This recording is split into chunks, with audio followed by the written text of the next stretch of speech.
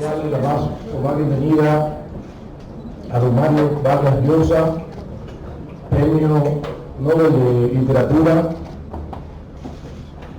persona que ha tenido a lo largo de su vida literaria un estrecho vínculo de cariño, de afecto y también en el plano de la literatura con nuestro país. Nos honra mucho que en el marco de la celebración como país invitado de la Feria del Libro de Madrid pueda acompañarnos en un diálogo con una de nuestras principales escritoras, la buena amiga doña Soledad Álvarez, que aparte de esa condición, aquí ha sido una de las personas fundamentales en la organización del magnífico programa que hemos estado desarrollando aquí en el marco de esta Feria de Libros desde el 31 de mayo. Así que, don Mario, toda nuestra gratitud, todo nuestro cariño, todo nuestro afecto por haber aceptado esta invitación, y también queremos hacer extensiva a doña Isabel nuestra gratitud también por su presencia, como todos ustedes. Así que muchas gracias, que disfrutemos todos de este magnífico conversatorio Mario Vargas Llosa y República Dominicana, conversación entre el autor don Mario Vargas Llosa y Soledad Álvarez. Buenas noches.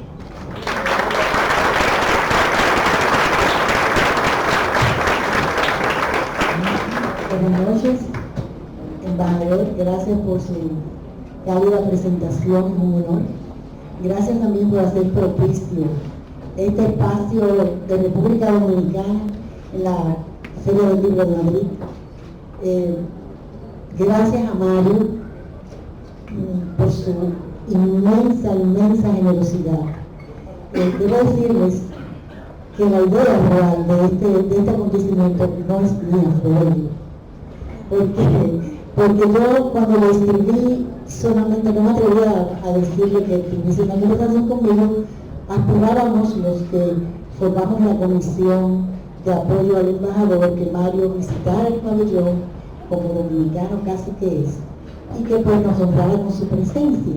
Y Mario, muy generoso como siempre, cálido y entrañable, me dijo, bueno, si quieres también podemos conversar algo. Es decir, que él es el principal responsable, te lo agradezco muchísimo. Mario siempre le dice que sí a todo lo que se le plantea sobre República Dominicana. Es una relación larga, muy larga. Comenzó yo creo que en 1975, ¿verdad? Exactamente, en 1975 fue la primera vez que fui. En el 1975 Mario salía de alguna manera, salía de todo un proceso, yo diría, personal, ideológico. También en la República Dominicana pasaba una situación muy especial. Yo recuerdo que en el 75 yo salía hacia Cuba.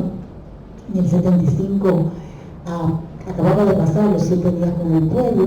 Eran los años tremendos de la represión balaguerista. Tú llegaste para la filmación de Pantaleón y la Visitadora, ¿no? Todavía. Fue antes, llegué para hacer un documental para la radio televisión francesa, en la que yo había trabajado los años que había vivido en París.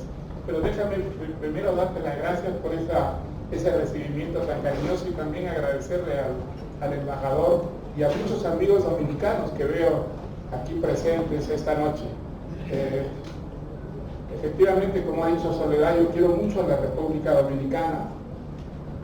Creo que nos pasa a todos, con las ciudades como con las personas. Hay ciertas personas que nos caen bien inmediatamente apenas las conocemos, y otras que no nos caen tan bien, y algunas nos caen francamente mal. Yo creo que con las ciudades nos pasa lo mismo.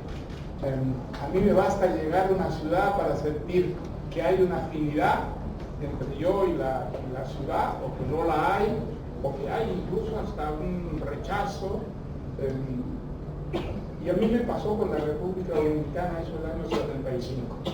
Yo fui con un trabajo, un documental que quería hacer la radio televisión francesa, fui con un equipo, y apenas llegué, fue inmediatamente el amor a primera vista. Realmente me sentí en mi casa, Inmediatamente hice una muy buena relación con mucha gente. Me acuerdo que la primera persona que conocí no fue una dominicana, sino una francesa, que era Marianne de Tolentino, que lo llevaba muchos años allí, que hacía la crítica de arte en el Listín Diario, y me hice muy amigo de ella y de su marido, Tolentino, que era un médico destacado, y efectivamente hubo ese amor a primera vista, y lo que más me impresionó fue que los dominicanos hablaban ya con mucha libertad de lo que les había ocurrido en la época de Trujillo. Las historias que yo oía al revés y al derecho, prácticamente todas las conversaciones desembocaban en alguna anécdota sobre la época de Trujillo, y fue realmente una especie de impregnación lo que tuve en algunas semanas allí. Realmente recogí tantas anécdotas, tantas imágenes, además todo eso dentro de lo que es el paisaje dominicano, que es un paisaje tan enormemente atractivo. Yo no recuerdo qué mes era, pero era una época realmente maravillosa, un poquito de calor en las tardes, pero en el día había realmente un ambiente espléndido, ese sol magnífico, el mar que realmente estaba presente por todas partes, en todos los momentos. Realmente tuve como una impregnación, y lo que más me impresionó fueron estas anécdotas que oí. Tú decías que esas anécdotas, dijiste alguna vez que esas anécdotas perdieron inmediatamente en ti, y que desde que las oíste, años después seguiste dándole vueltas en tu cabeza. Pero en esa época, entiendo, en el 75, ya tú comenzabas a entrar en lo que se podía llamar después tu etapa histórica, que después de la guerra del fin del mundo, comenzabas a pensar ya en otros términos, comenzabas a... Bueno, yo recordaba, digamos, en ese viaje a la República Dominicana, yo recordé mucho lo que había sido en mis épocas de estudiante en Lima, en la Universidad de San Marcos, el nombre de Trujillo. Trujillo pues tenía una enorme publicidad en la época, no solo porque era un dictador, sino porque era un dictador histriónico, porque su régimen estuvo marcado por hechos histriónicos, hechos teatrales. Había, digamos, todo un anecdotario en torno de él, no solo respecto a su crueldad, sino a su teatralidad, ¿no? a ese afán, digamos, exhibicionista que caracterizó a su régimen. Y yo recordaba, asociaba las cosas que iba oyendo con esos recuerdos que tenía de estudiante, aunque había muchas dictaduras en la época, prácticamente en América Latina, de un confín a otro confín estaba lleno de dictaduras militares, pero quizá la de Trujillo destacaba sobre todo por su teatralidad. Había una teatralidad ahí asociada al personaje de Trujillo. Y lo que más me impresionó, recuerdo que muchas veces con Mariana y su marido conversamos de eso. Yo oía unas anécdotas que decía no pueden ser verdad, son exageraciones, los dominicanos son latinoamericanos al fin y al cabo, todos los latinoamericanos tendemos a exagerar, a aumentar las cosas que nos ocurren o que recordamos. Y una de las cosas que más me impresionó fue oír que cuando hacía sus viajes por el interior de la República Dominicana, a Trujillo los campesinos le regalaban sus hijas. Entonces yo decía, eso no puede ser cierto, eso no puede ser verdad. Y entonces Mariana y su marido me dijeron que vamos a presentar a una persona que estuvo muy cerca de Trujillo y que, dicho sea de paso, muy simpático, que es Alil Aché. que había sido uno de los asesores militares. En esta sala hay algunos amigos de Cali. De Cali. Bueno, yo considero... Bueno, muchos, yo creo, ¿no? Yo congenié muy bien con Camila Sheinbaum. Me dio una comida en su casa, donde invitó a muchos trujillistas. Yo me acuerdo que era casi real, porque no hablaban de Trujillo, sino del jefe, hablaban del jefe de una manera realmente reverencial. Entonces yo le pregunté a Khalil Ashé, le dije, pero ¿esto es cierto? Cuando Trujillo salía en gira, le regalaban. Me dijo, sí, era un problema para el jefe, porque ¿qué hacía con estas muchachas? Algunas las casaba con militares, pero no sabía qué hacer, no quería quedar mal con las personas que le hacían este regalo, sabiendo que le gustaban las mujeres. Pues mira, te voy a decir algo. Yo no tengo la edad de Khalil, por supuesto, pero a mí esa historia me parece espantosa y casi que la dudo, porque de verdad que yo tampoco me lo puedo ¿Crees creer. que es cierta esa historia? Bueno, Mario, sí, es cierta en algunos momentos, pero no podríamos generalizar. No generalizar, no, pero digamos, Algunos casos sí se podrían digamos, dar. él llegó a tener un poder. Sí llegó a tener un poder digamos, internacional, es decir, no es excepcional, porque con los dictadores ocurre esa especie de fascinación, quiere una sociedad respecto al dictador. Entonces, para el dominicano Trujillo era Dios. sí. Recuerda la placa ahí en esta casa, Trujillo era el jefe, no sé qué dice. Sí, logró un control ideológico de tal magnitud que se enseñoreó en la mente de todos los dominicanos. Yo creo que esa fue su gran logro, es decir. Sí. Él llegó a dominar, él llegó a tener un dominio absolutamente increíble sobre el país. Pero esa fascinación, porque yo siento que tu fascinación hacia el dictador, tú lo dijiste en algún momento, es decir, también en Perú, tú sentiste desde tu adolescencia, creo que alguna vez dijiste que Odría también te placeró mucho, te marcó el equivalente de Trujillo pues hubiera sido el general Odría, una dictadura que a mí y a mi generación nos marcó muchísimo, porque Odría dio el golpe de Estado el año 48, es decir, cuando nosotros éramos niños todavía, y dejó el poder 8 años después, o sea, cuando éramos ya hombres y derechos.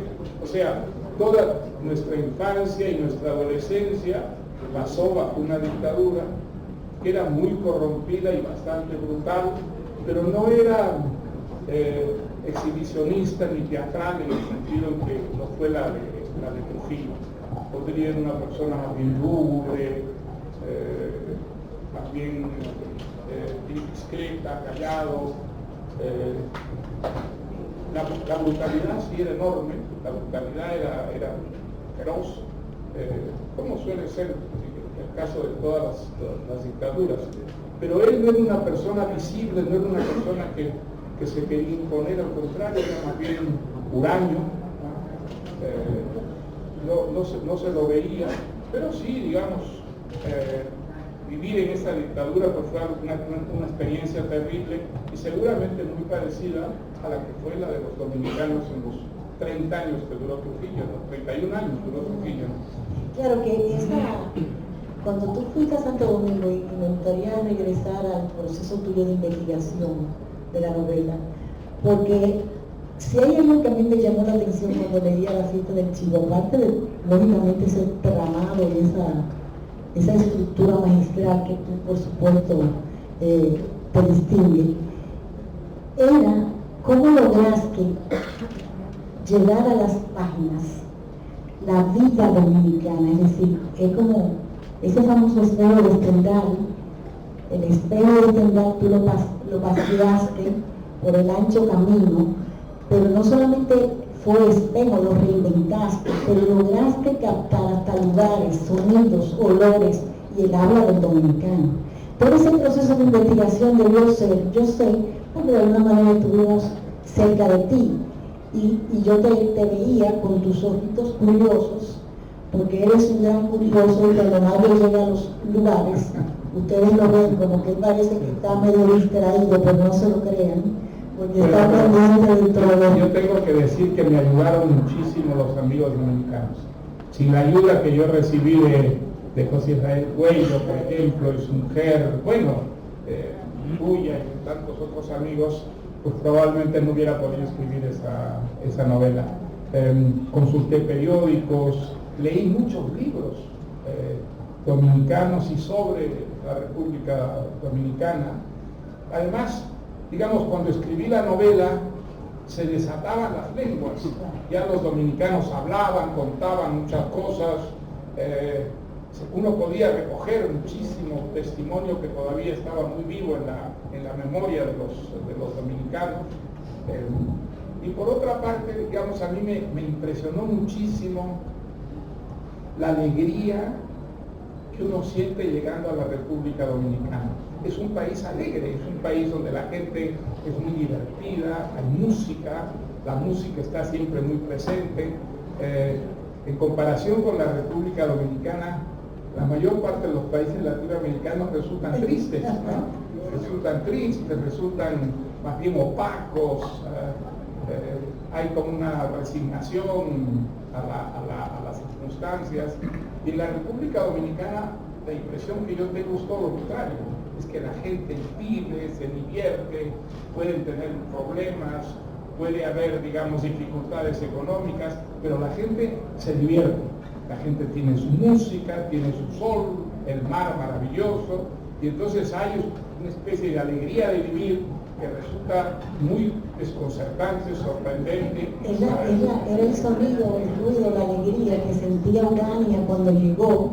Sí. Hay una escena donde hay un momento donde ella está en el hotel, lo mira y oye todos los ruidos de la calle. Ahora, déjame que te cuente cómo nació Urania.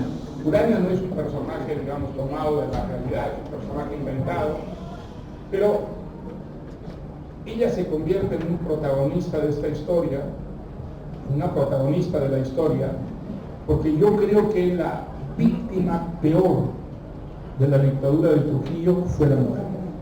Yo creo que la mujer realmente fue humillada, fue vejada, fue considerada por la dictadura. A esto se agregaba además el machismo latinoamericano, pero la dictadura era una dictadura viril, ¿no es cierto? Era una dictadura de machos, de hombres machos, y entonces el macho pues demuestra su machismo humillando, vejando, ofendiendo a la mujer.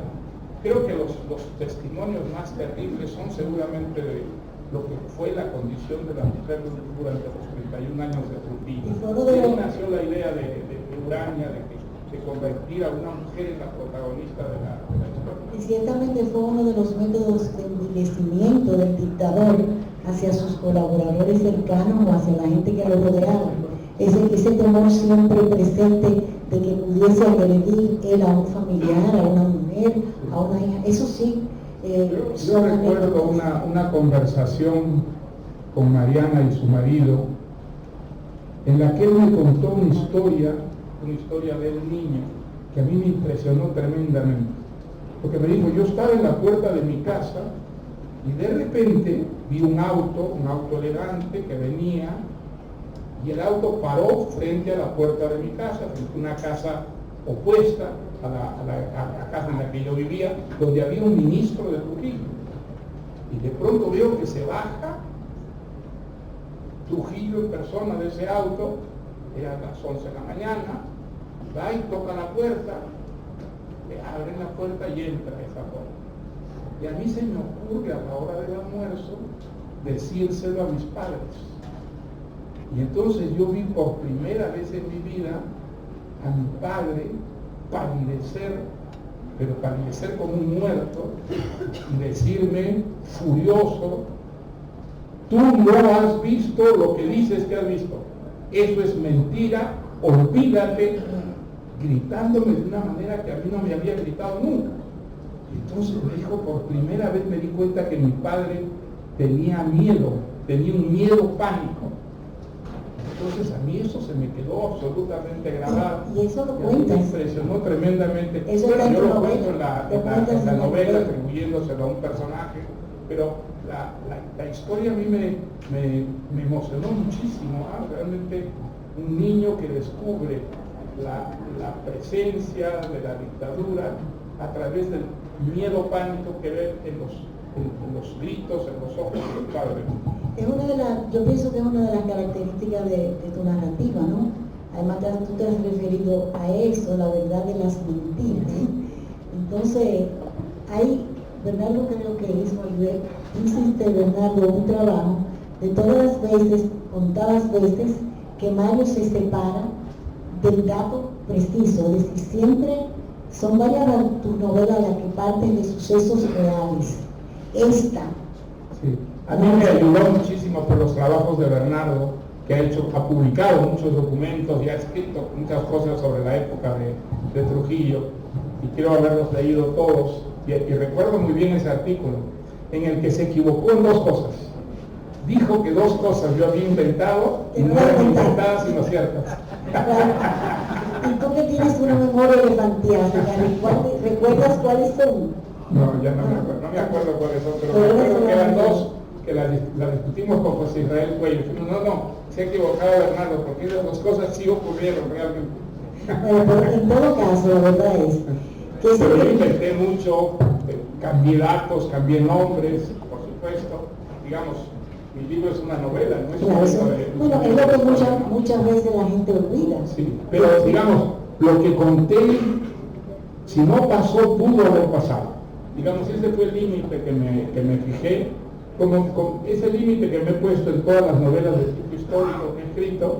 Digamos, si hay invenciones, son invenciones que pudieron haber ocurrido perfectamente dentro de lo que era la vida, dentro de lo que era el contexto social, político del país. Pero me da la impresión a mí que quizá, no sé, es una idea, que La Guerra del Fin del Mundo y La Fiesta del Chivo son tus novelas, dentro de las novelas históricas, las más apegadas a los sucesos reales, porque no estoy tan segura que en El Sueño del Celta haya sido de esa manera, ¿o sí?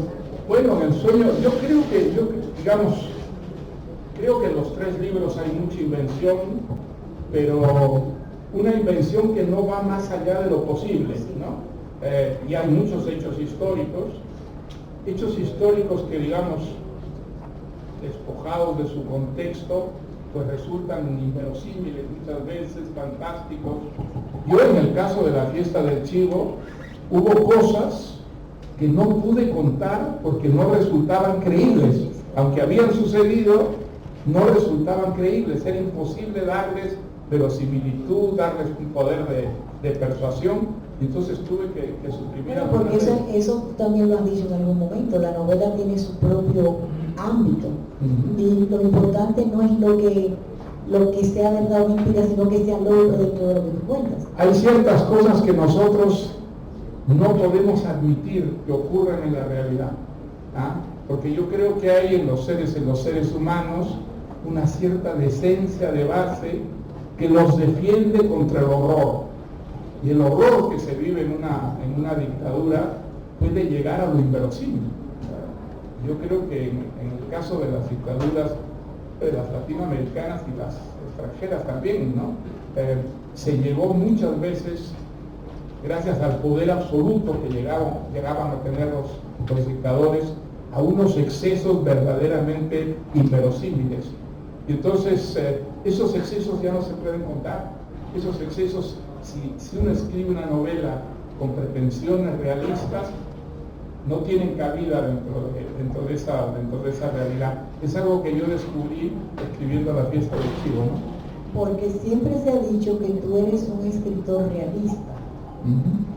Yo creo que soy un escritor realista en el sentido de que no he escrito nunca historias fantásticas, pero digamos, un crítico que escribió, yo creo, uno de los ensayos más interesantes sobre la guerra del fin del mundo, dijo una cosa muy interesante. Él decía, Vargas Llosa es un escritor realista por las cosas que cuenta, pero no por la manera como las cuenta.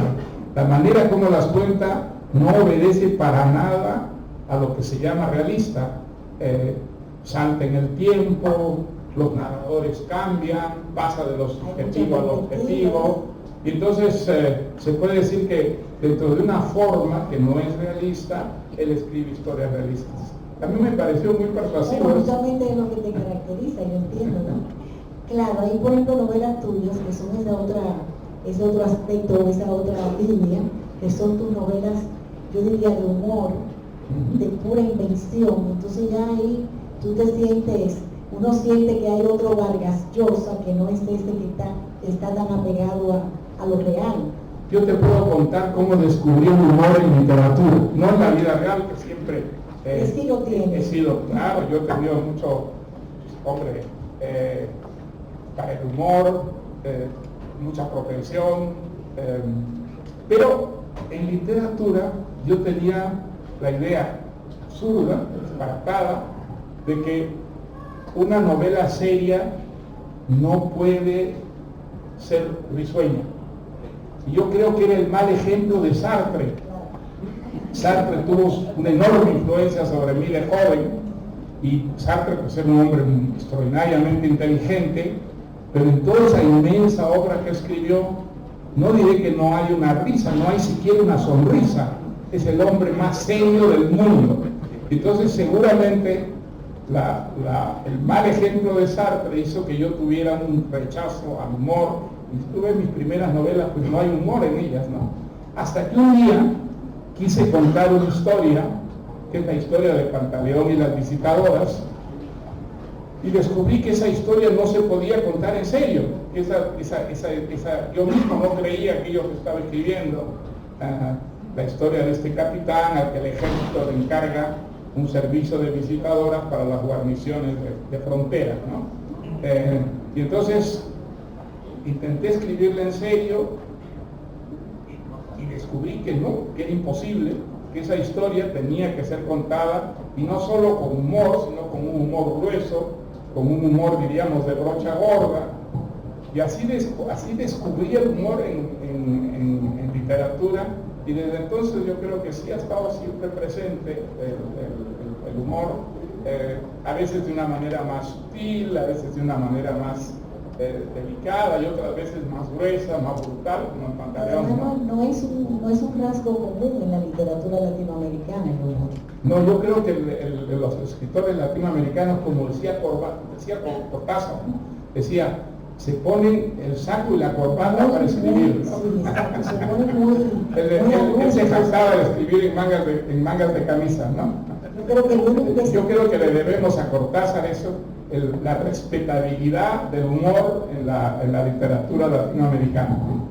Hablando, hay una cosa, hablábamos del dictador, cómo te fascinó ese mundo dominicano terrible, espantoso. Los dominicanos decían que te había fascinado tanto más que la figura de Trujillo, la figura de Balaguer. Bueno, yo creo que, yo espero que un dominicano escriba algún día la gran novela de Balaguer, porque Balaguer es un personaje realmente notable, ¿no? Realmente notable. Yo hablé 3 veces con él cuando estaba escribiendo La fiesta del chivo, y ya estaba ciego, ¿no? Ya estaba ciego,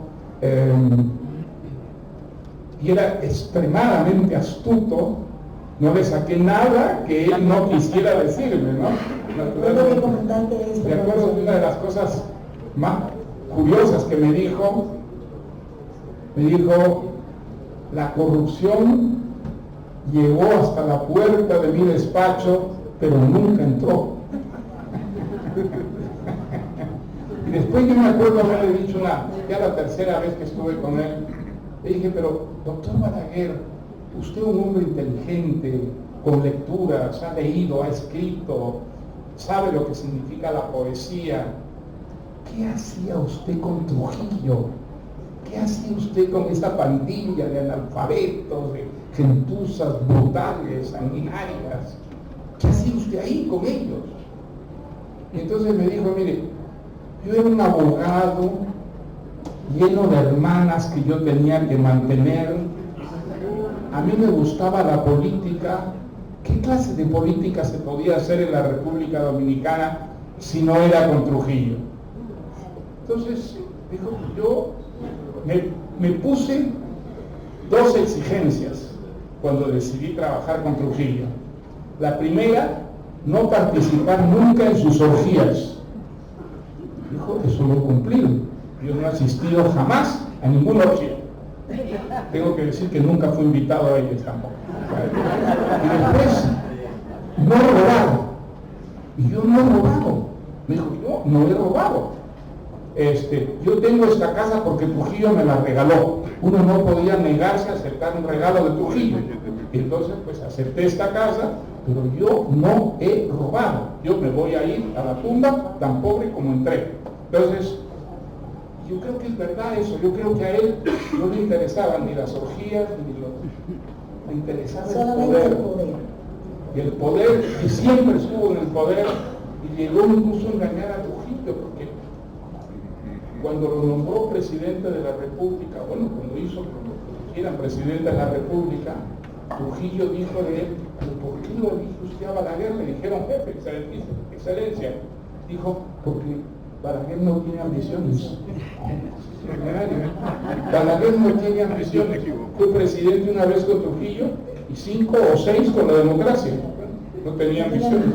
¿Cómo hubiera sido si hubiera tenido ambiciones? Hablando de eso, ¿recuerdas que alguna vez estuviste en Santo Domingo y me dijiste, oye, vengo muy asombrado de lo que he visto en la Máximo Gómez, que había ese letrero que te impresionó, que decía que nadie aspire mientras Balaguer respire? Entonces, un gran letrero que había en la puerta de la casa de Balaguer que decía que nadie aspire mientras Balaguer respire. Eso un eslogan de campaña era formidable. Eso fue terrible para los dominicanos, porque creo que todavía... Pero yo creo que hay una gran novela en potencia, y estoy seguro que algún dominicano la escribirá algún día. Esperemos que sí. Yo, la verdad es que pienso que si Trujillo, por supuesto, fue la dictadura más atroz, yo creo la más atroz que pudimos tener incluso en todo el continente, en América Latina. Creo que Balaguer no se queda atrás, porque fue otro tipo de dictadura. Realmente entiendo que tantos muertos tuvo Balaguer que todavía tenemos que... pero él, yo creo que él lo mataba, él miraba para el otro lado, ¿no? Bueno, no miraba, pero... Él miraba para el otro lado. Para el otro lado se debía, ¿no? Sí. Se debía porque toda la izquierda dominicana fue aniquilada y además fue asesinada. Eso todavía no se nos debe olvidar, yo creo. ¿Sabes? Eso hay que escribirlo. Eso hay que contarlo. Y eso hay que contarlo. Hay un libro maravilloso de un dominicano, creo que se llama Mejía, cuenta todos los asesinatos que hubo de la izquierda entre la izquierda, entre izquierdistas, los grupos de izquierda, pero también todos los asesinatos de Balaguer, y son centenares. Es decir, que realmente yo creo que esa es una historia que está ahí todavía por contarse. Yo quería, porque se nos sigue avanzando el tiempo y no nos vamos a quedar solamente en estas realidades sólidas. Hay una cosa que a mí me gustaría que tocaras esta tarde, porque me toca muy de cerca, y es tu fascinación con otra figura dominicana que ya no es detestable, ya no es de la parte de la sombra, sino de la luz, que es Pedro Enrique Ureña. Cuando yo leí La llamada de la tribu, tú habías estado en Santo Domingo y en Santo Domingo estabas escribiendo La llamada de la tribu de usted, aquel que fuiste, llegaste con algunos libros y estabas escribiendo parte de tu excelentísimo libro. A mí es una de las cosas tuyas últimas que de verdad me fascina, porque si tú eres un gran novelista, para mí, yo te lo he dicho, para mí tú eres el gran ensayista. ¿Cómo se nota que eres una amiga, Soledad? Yo disfruto tus ensayos, tanto como las novelas. Para mí, La utopía arcaica es uno de mis libros preferidos. Yo creo que en esa novela, en ese ensayo, y al tratar a Piedras, tú te tratas a ti mismo. Yo creo que ahí está, quien vaya alguna vez a hablar de ti, de tu ideología, de tu proceso, de tu relación con Perú, tiene que ir a ese libro. ¿Te lo habías dicho? Pues sí, yo creo que es un libro, es un testimonio de mi relación traumática con mi propio país, ¿no? Sí, a través de Arguedas. Y a través de Arguedas, entonces, bueno, Arguedas, vamos a dejarlo ahí. La llamada de la tribu, y yo cuando leí la llamada de la tribu, tú hablaste de Pedro Enrique Ureña en esos días, en Santo Domingo, porque fuiste a recibir el premio que te dieron Pedro Enrique Ureña. Y tú dijiste en algún momento que tú quisieras, quizás, en el futuro, trabajar a Pedro Enrique Ureña. Y cuando salió la llamada de la tribu, yo me dije a mí misma, qué lindo sería que Mario, ya que trató, dijiste que ibas a tratar de hacer lo mismo que hizo Wilson con el socialismo, lo hiciste tú con el pensamiento liberal. Sí, sí. Entonces yo me dije a mí misma, quizás en algún momento Mario quiera hacer lo mismo con el pensamiento hispanoamericano, porque a ti te fascina Pedro Enrique Ureña. Sí, yo sí, pienso que la tengo una gran admiración por él. Y yo creo que además América Latina no le ha hecho el reconocimiento que se merece. Yo creo que fue un gran humanista, realmente una enciclopedia viviente, como lo fue Alfonso Reyes o como lo fue Borges. Pero a diferencia de Reyes o Borges, a Max Enríquez, a Pedro Enríquez Ureña no se le ha hecho el reconocimiento debido. Yo creo que fue un hombre absolutamente extraordinario desde su juventud. Era muy joven antes de salir de la República Dominicana, escribía sobre Bernard Shaw, escribía sobre Ibsen. En su primer libro pues está las grandes figuras de su tiempo. Antes de salir de Santo Domingo, en una sociedad como tan atrasada en términos económicos, se leía Ibsen. Leía Ibsen, aprendió idiomas y después fue al mismo tiempo periodista, fue un erudito, un filólogo erudito, hizo las grandes síntesis de la cultura latinoamericana, pues las hizo él, y donde fue dejó una huella muy importante en México, en la Argentina, y en ninguna parte fue reconocido como el gran, digamos, pensador que era, como el gran humanista que fue, salvo por sus pares, ¿no? Por Alfonso Reyes, por Borges, que hablaron maravillosamente de él. Yo acabo de leer las obras completas ahora de Pedro Enrique Ureña en la nueva edición que hay, que es mucho mejor que las anteriores, mucho mejor que las anteriores, y realmente la erudición que podía tener, y además podía pasar del artículo periodístico sencillo, ligero, que llegaba al gran público, a cosas tan eruditas como el verso español, por ejemplo, que tiene un libro sumamente técnico y erudito. Es un extraordinario personaje. Yo creo que nada me gustaría tanto como tener tiempo para escribir un largo ensayo sobre Pedro Enrique Ureña, lleno de la admiración que le tengo desde que leí su primer libro cuando era todavía estudiante universitario, ¿no? ¿El primer libro cuál leíste? ¿Los 6 ensayos? Los ensayos publicados por el Fondo de Cultura Económica. Sí. Porque esos 6 ensayos, justamente, lo pensaba esta mañana, cuando pensé que te iba a tocar ese tema. Fíjate que los 6 ensayos se publican en el 1928, que es la misma fecha que se publican los 7 de Mariátegui. Pero se publica, pero él hace después reediciones. Claro, Pedro hacía reediciones, pero la primera edición fue en el 28, el mismo año de los 7 ensayos de Mariátegui, y lo interesante sería ver la relación de los dos. Mariátegui era un marxista y era un liberal. Exacto.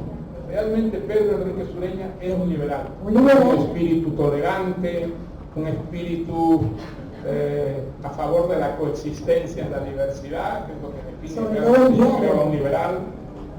Es una de las grandes figuras intelectuales de América Latina, pero no suficientemente reconocido y sobre todo leído. No, y pienso que el diálogo, por ejemplo, que establece Enrique Ureña, tanto con Mariátegui como con Reyes, todavía es pertinente. Es decir, todo lo que es el indigenismo, todo lo que es la exuberancia, su frase de que solamente hay un solo secreto para llegar a lo americano, a lo hispanoamericano, que es trabajar a la expresión, trabajar la arduamente. Y después, él tuvo desde un principio la idea de que América Latina era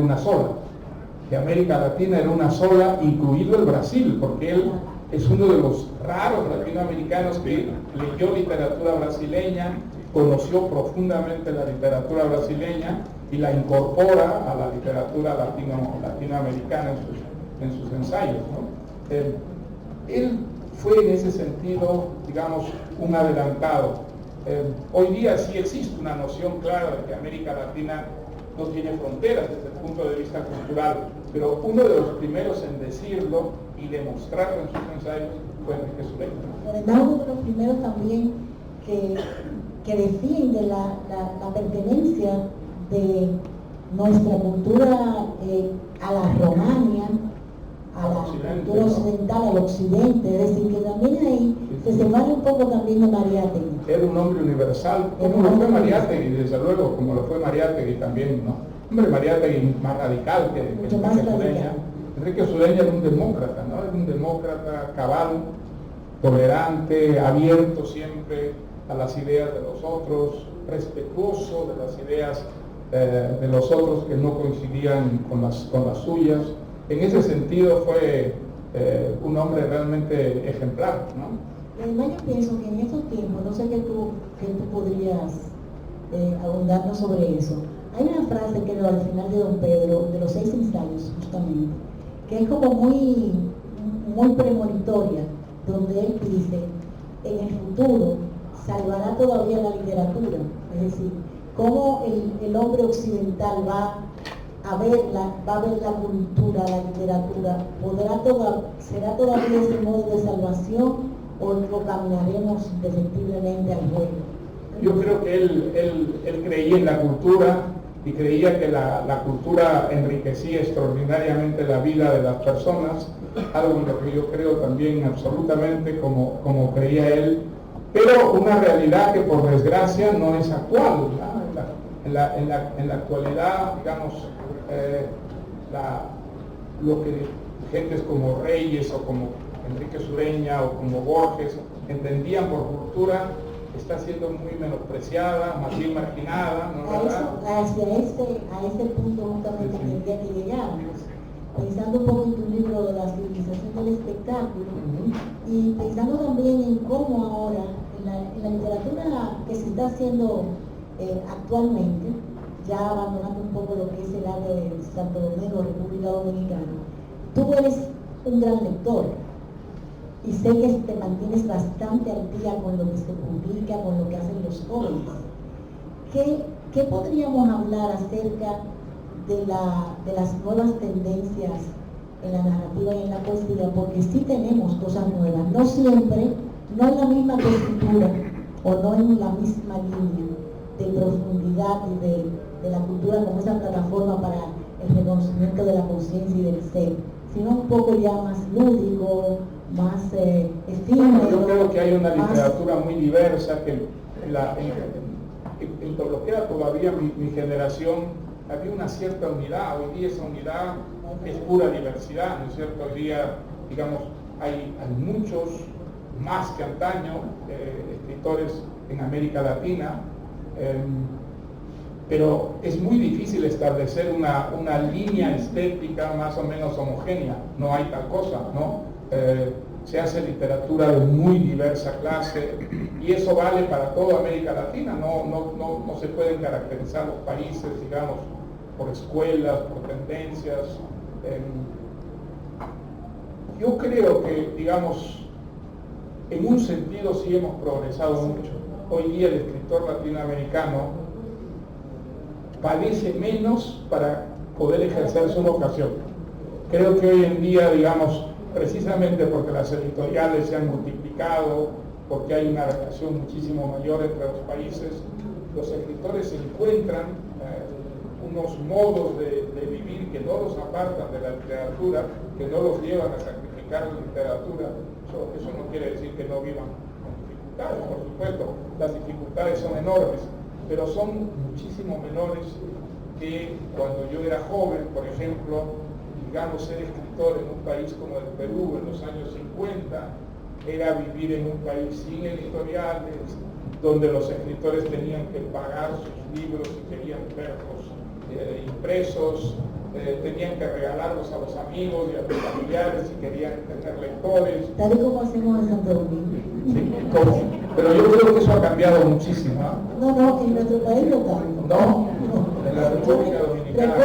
Recuerda que hace como 10 años, una vez que estábamos en Santo Domingo, pero más, tú me dijiste, si tú quieres de verdad ser escritora, sal de este país, me dijiste. No, porque yo creo que es bueno salir de su país, que uno tiene una visión más, hombre, menos provinciana, si vive afuera, que es bueno confrontarse desde lejos con su propio país, y entonces uno ve mejor las cosas. La nostalgia es un estímulo muy interesante para la escritura, para la literatura.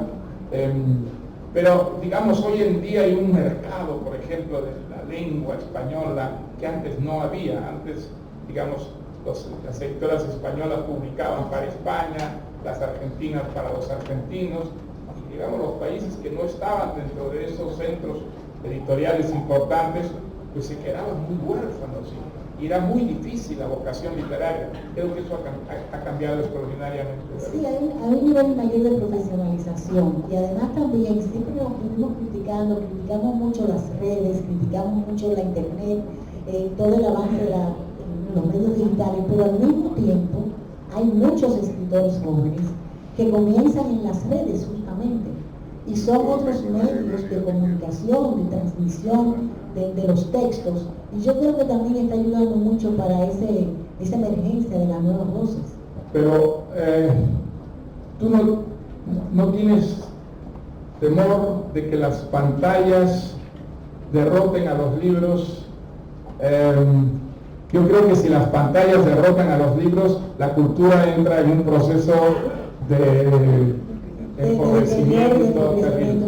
¿Tú crees que no va a ocurrir? No. Ojalá tengas razón tú, pero yo tengo el temor de que hay una especie de guerra, que es a muerte entre las pantallas y los libros, y que si triunfan las pantallas, digamos, no estoy contra las pantallas para nada, me gusta muchísimo ver televisión, ver cine, las series, por ejemplo, me divierten muchísimo, pero creo que si eso significa que la lectura va a ir marginándose cada vez más, llegando a públicos cada vez más reducidos, la cultura sufriría enormemente, porque yo no creo que la pantalla, la imagen sea tan importante como las ideas, y yo creo que las ideas el vehículo natural para las ideas son los libros, ¿no? Claro, y la transmisión de la palabra, es decir, no la imagen. Ahora, según tengo entendido, hay unas últimas estadísticas dicen que la cantidad de libros que se publican no ha disminuido. No, yo creo que hay más. Hay más libros y hay más lectores, pero para los lectores de nuestros días los libros significan menos que para los lectores de antaño. Eso es verdad. Yo creo que esa es la gran diferencia, ¿no? Hoy día los niños ven la pantalla, es lo que los marca, lo que les proporciona, digamos, esa dimensión aventurera que a nosotros nos proporcionaban exclusivamente los libros, ¿no? Pero tal vez porque yo soy poeta, se me ocurre, a mí se me ha venido la idea de que, bueno, puede pasar eso, pero entonces yo pienso, en el medioevo, todos aquellos centros de literatura y de pensamiento estaban encerrados, eran muy pocos, y ahí, de ese núcleo, salió toda una cultura que después se volvió a propagar. Yo creo que ahora los jóvenes, por ejemplo, mi nieta, las amigas de mi nieta, son unas lectoras voraces. Los jóvenes están leyendo como reacción a esa cosa frívola, o a la imagen, o a la internet. Por ejemplo, ahora los discos ya no es, puede haber Spotify, pero también los jóvenes están volviendo al disco de pasta, al vinilo, como le llaman. Es decir, yo pienso si eso es así, estoy más tranquilo, pero tiendo a ser un poco pesimista. Yo pienso que la cultura es como acción y reacción, y que siempre habrá pues esos cambios. Yo sí tengo una sorpresa antes de que pasemos a otro punto que quiero tocar, ¿verdad? Yo te quiero leer algo. Es lo único que hice no pensado, porque quedamos tú y yo que no íbamos a planificar nada, pero yo quiero leer esto. A ver. Se llama La Exorcista. La Exorcista. Sí, señor. Mi vida parece sin misterio y monótona a quienes me ven al paso de oficina en las mañanas apuradas. La verdad es muy distinta. Cada noche debo salir a pelear contra un espíritu malvado que, valiéndose de disfraces, perro, grillo, nube, lluvia, vago, ladrón, trata de infiltrarse en la ciudad para estropear la vida humana sembrando la discordia. A pesar de sus disfraces, yo siempre lo descubro y lo espanto. Nunca ha conseguido engañarme ni vencerme. Gracias a mí, en esta ciudad todavía es posible la felicidad. Pero los combates nocturnos me dejan exhausta y magullada. En pago de mis refriegas contra el enemigo, les pido unas obras de afecto y amistad. Nueva York, 2001, Mario Vargas Llosa. Eso está escrito por mí. Sí, bueno,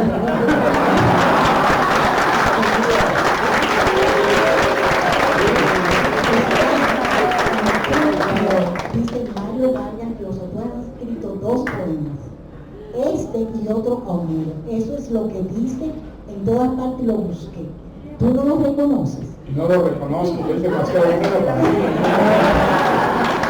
Pero bueno. Mario, pero de verdad no es tuyo. Yo no lo reconozco para nada, tú sabes. Nueva York 2001, hace 18 años. ¿Pero tú has escrito poesía alguna vez?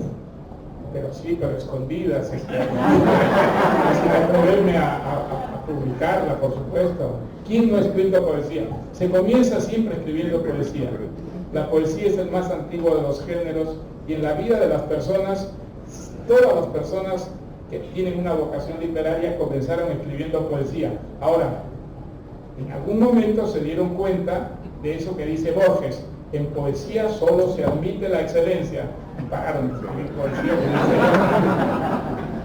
Porque tú crees que ciertamente el poeta, yo pienso que el poeta dice, tú eres un poeta. Digo, No, yo creo que la poesía, en todo novelista, en todo ensayista, hay un poeta frustrado. ¿Por qué? Porque digamos, la poesía es el enriquecimiento máximo que puede alcanzar el lenguaje.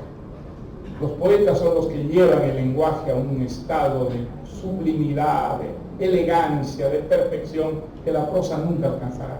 Entonces, creo que todos los novelistas, los cuentistas, los ensayistas, hubiéramos querido en algún momento ser poetas y nos dimos cuenta que no pudimos serlo, ¿no?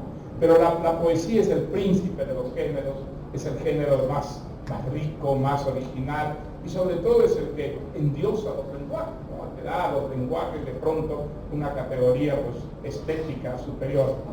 Entonces, esa es una realidad que yo creo que ningún escritor puede negar, ¿no? Ningún escritor puede negar que hay una envidia en el fondo de los prosistas hacia los poetas que está muy justificada. Los poetas hacia los narradores. Los poetas yo creo que nos miran a los narradores con cierto desdén y tienen razón.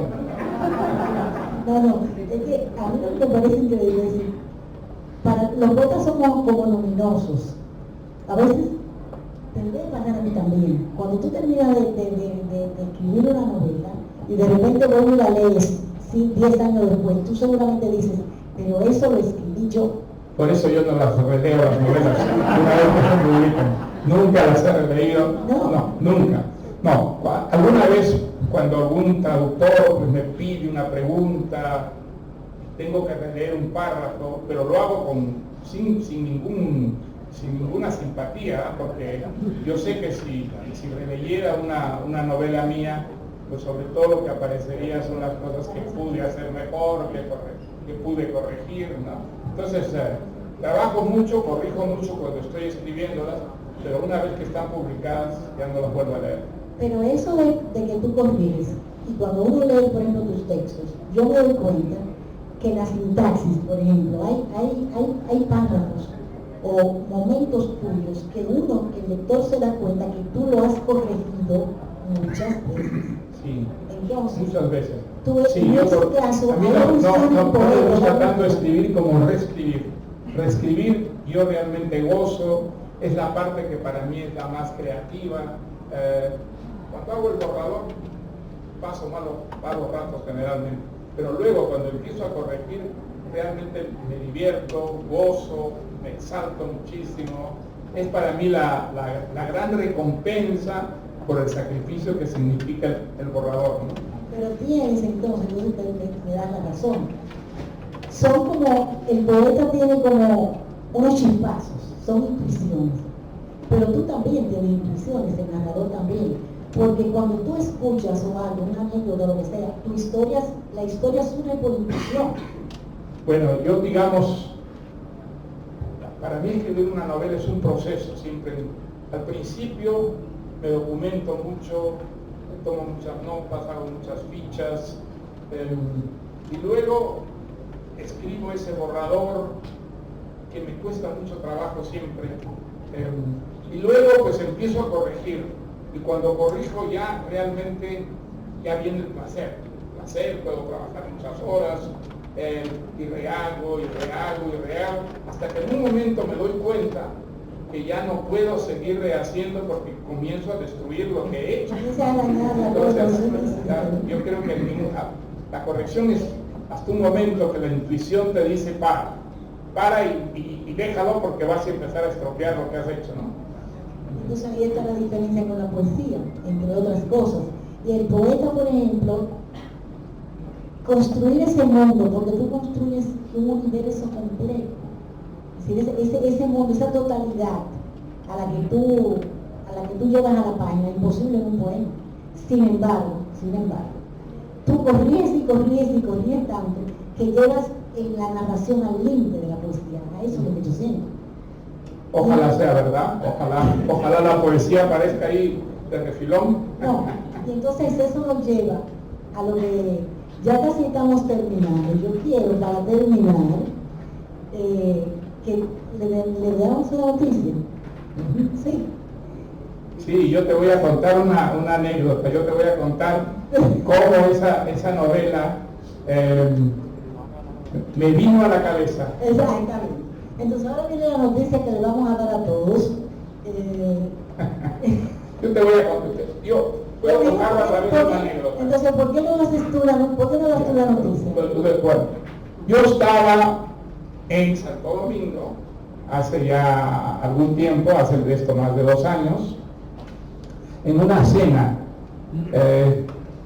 Una cena en la que había en casa de Patricia de Moya, que está por ahí. Patricia, ¿qué tal?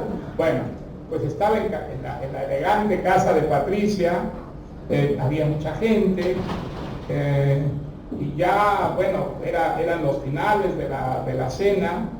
Yo estaba sentado en una silla y de pronto oigo una voz que me dice: Mario, yo tengo una historia para ti.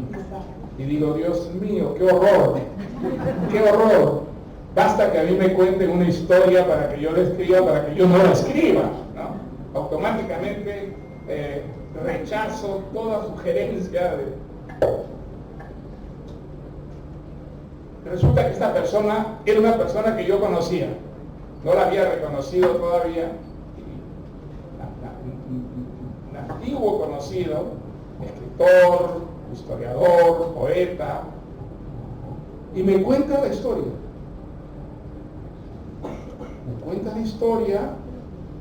Y de repente yo descubro 1 o 2 días después o 3 días después que esa historia no se me quitaba de la cabeza, y que la historia volvía y volvía, y de pronto descubrí que estaba tomando notas, estaba llenando fichas, y eso digo, pero bueno, normalmente esa es la manera como comienzan las novelas que yo escribo.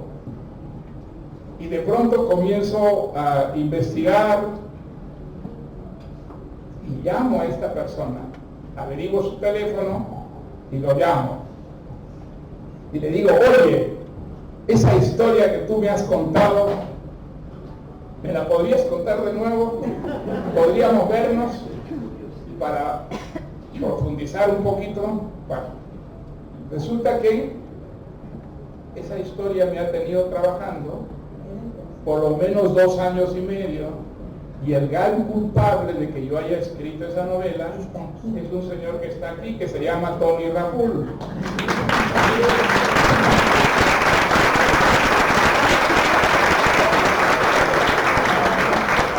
Tengo que decir que Tony ha sido una persona generosísima, me ha ayudado enormemente a escribir este libro. Al final creo que el libro ha salido bastante diferente de la historia que él me contó, pero la ayuda que me ha prestado, así como Soledad, o como Bernardo, como otros amigos dominicanos, ha sido realmente muy importante.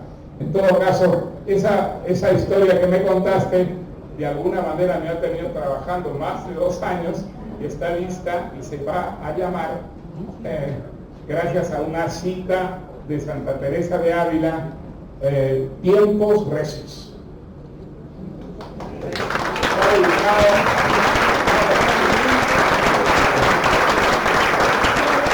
Es una novela que está dedicada a 3 amigos dominicanos, que son Tony, Soledad y Bernardo.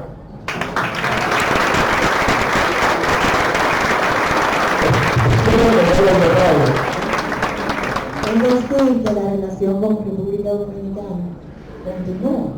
Continúa, exactamente. Es una historia de amor interminable. Es una historia de amor interminable. Y por supuesto no le vamos a contar la novela, porque los dominicanos dirían que eso es Sara. Y si no es Sara, vamos a dejarlo en suspense para que la busquen tan pronto salga. Va a salir pronto, ¿no? Va a salir pronto, va a salir en octubre seguramente. En octubre seguramente, así que vamos a estar. Solamente le podemos decir que sí tiene que ver con República Dominicana y que... Sí, tiene que ver mucho con la República Dominicana, desde luego. Sí, sí. Así que yo creo que esa es la mejor manera de que terminemos. Gracias, María.